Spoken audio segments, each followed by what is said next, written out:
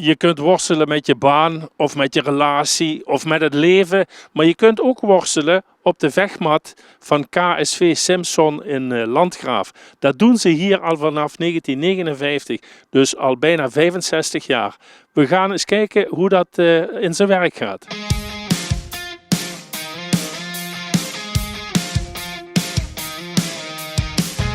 Frans Tilburgs, een van de trainers en oud-gediende in Simson.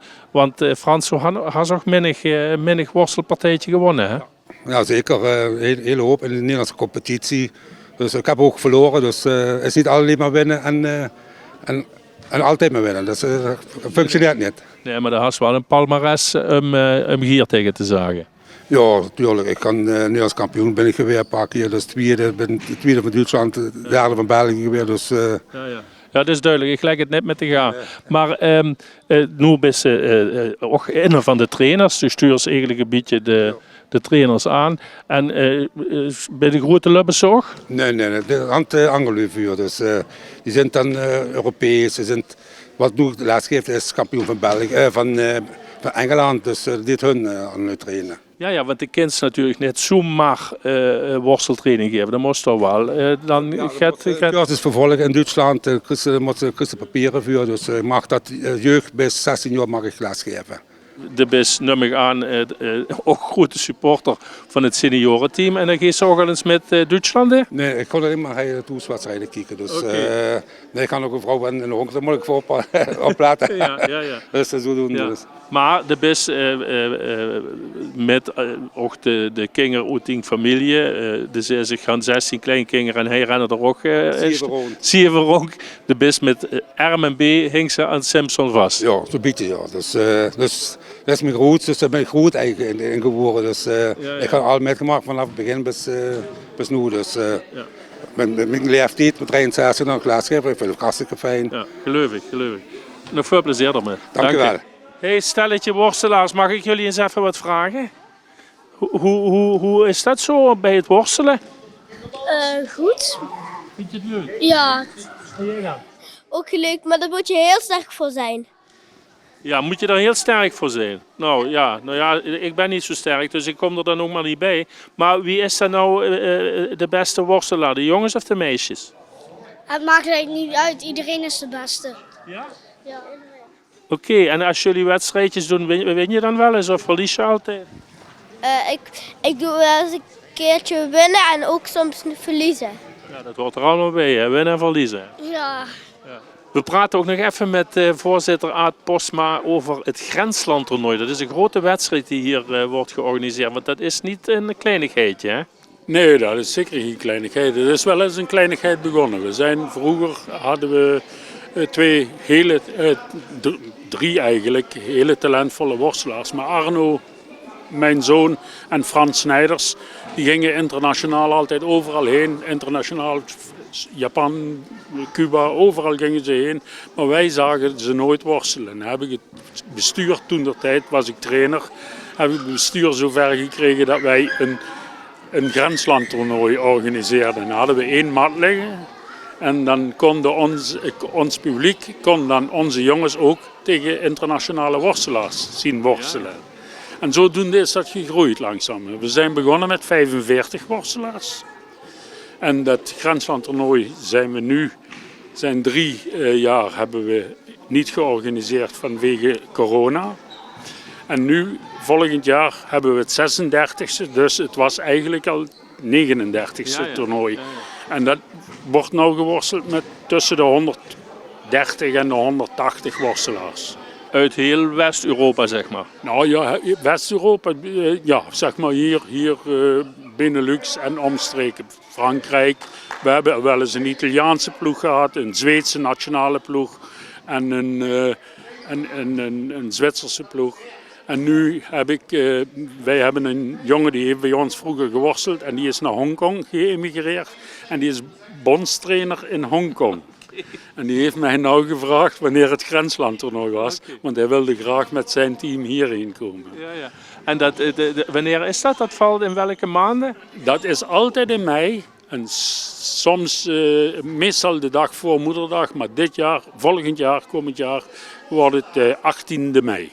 Oké, dat is 1 dag. Eén dag, Eén dag. één zaterdag. En dan loopt heel Schaarsberg uit. Dat, als ze willen wel. Als ze interesse hebben, dan komen ze wel. Maar het is altijd een heel geslaagd toernooi en druk. Ja, dan is die hal hier barstensvol met mensen en veel sporters, kun je wel nagaan. En Aad, je was me dat uit aan het leggen. Het zit wel heel erg ingewikkeld in elkaar met die gewichtscategorieën allemaal. Hoe zit dat nou? Nou, je kunt je voorstellen dat lichte gewichten, bijvoorbeeld iemand van 57 kilo hebben wij een gewichtklasse, dat hij niet tegen een van 100 tot 130 kan worstelen. En zodoende hebben ze gewichtklasses en zodoende hebben we ook gewichtklassen van 57, 61 kilo, 66 kilo, 71 kilo, 75 kilo, 80 kilo, 86 kilo, 98 kilo en 130. Het zijn er wel heel veel, hè? Ja. En je vertelde, als je nou aan een competitiewedstrijd bijvoorbeeld meedoet, dan moet je in al die klasses vertegenwoordigd zijn. Ja, je moet, als je een team wil hebben in de competitie, dan moet je er minstens minimaal 9 hebben. Als je er maar 8 worstelaars opstelt in het team, dan heb je verloren. Dan heb je geen geldig team. Maar dus ook verspreid over al die gewichtsklassen, dat bedoel ik. Ja. Want dat is dan toch een beetje het zoeken van de speld in de hooiberg, niet? Om zo'n compleet team dan op de been te krijgen. Ja, ga maar eens iemand zoeken die wat goed kan worstelen en ook nog toevallig 57 kilo is. Of 75 kilo, daar zijn er natuurlijk heel veel mensen van, maar niet iedereen kan worstelen. Dus dat is ook nog eens een keer zo.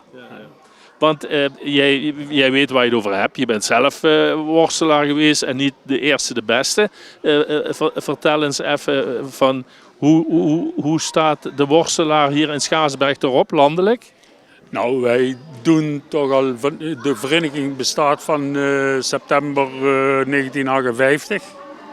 En we hebben in 1974 hebben we de eerste keer zijn we kampioen van Nederland geworden. En daarna nog 5 keer. En daarna het Frans Snijders en Hubert Bendels. Die hebben mij dus ook weer opgevolgd met trainer. En die hebben er ook nog een paar titels bij gehaald. En toen is het eigenlijk een beetje afgezakt hier in Nederland.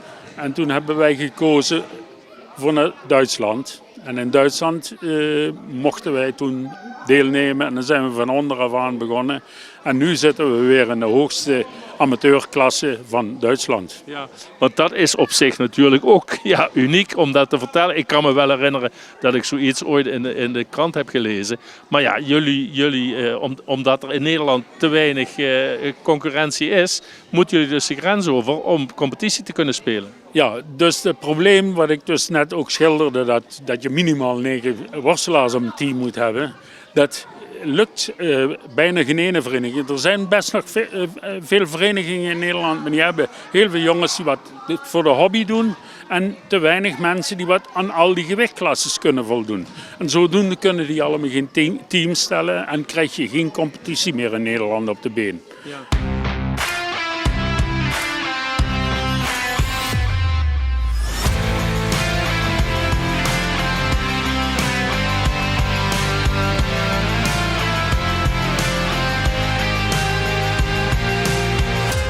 George Ram is de trainer van de senioren van Simson Landgraaf. En dat wil zeggen dat hij met zijn team iedere week, of op zijn minst om de week, naar Duitsland moet. George, hoe gaat dat in zijn werk? Ja, dat gaat voor de volgende 4 maanden moeten we ieder weekend in Duitsland of thuis worstelen. We zijn heel bezig. Het is een lange 4 maanden. Hè? Om de ploeg fit de hele tijd te hebben is een zware taak. Maar tot nu loopt dit eigenlijk perfect voor ons. We staan als eerste in de competitie. En dit jaar we hebben een heel sterke ploeg. En niet alleen dat, maar we zijn een heel goed teamgevoel dit jaar. En tot nu geen blessure, iedereen is fit. Dus het loopt nu echt goed, ja. Ja, want jullie spelen competitie, of jullie ja, hoe moet ik het zeggen? Jullie doen competitie in Duitsland in de Oberliga. Dat is geen kleuterklasje, hè? Nee, dat is de enigste achter die Bundesliga in Duitsland. Je hebt die eerste Bundesliga, tweede Bundesliga en dan komt die Oberliga. Onder ons is nog 2 competities, dus die niveau is best wel sterk. Het wordt ieder jaar sterker in Duitsland. Die ploegen beginnen meer geld te vinden van grotere sponsors, dus die kan nieuwe jongens erin halen. Die team beter, versterken worden. Dus wij hadden ook precies hetzelfde moeten doen dit jaar om mee te kunnen draaien.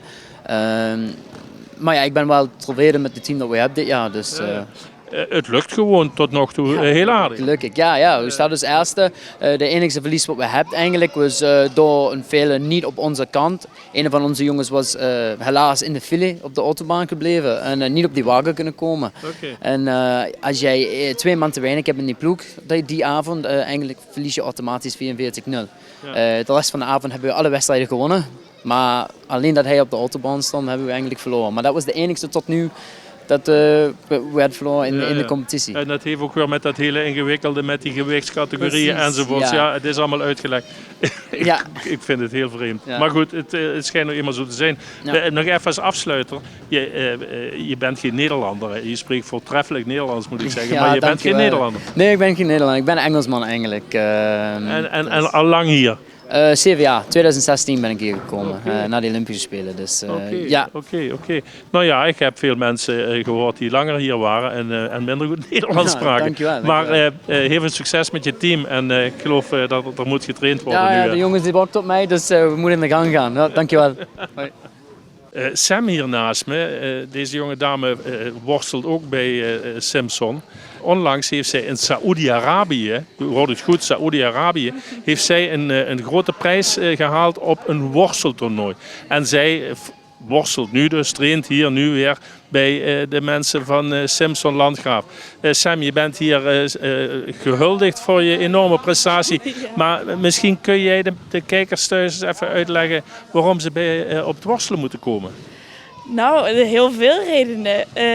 Het houdt je fit. Het is gezellig. We hebben een superleuke groep. Dus het is ook nog sociaal heel leuk. Ik word er ook best wel zelfverzekerd door, moet ik zeggen. Dus sinds dat ik ben gaan worstelen, sta ik ook wat steviger in mijn schoenen. Nog meer redenen.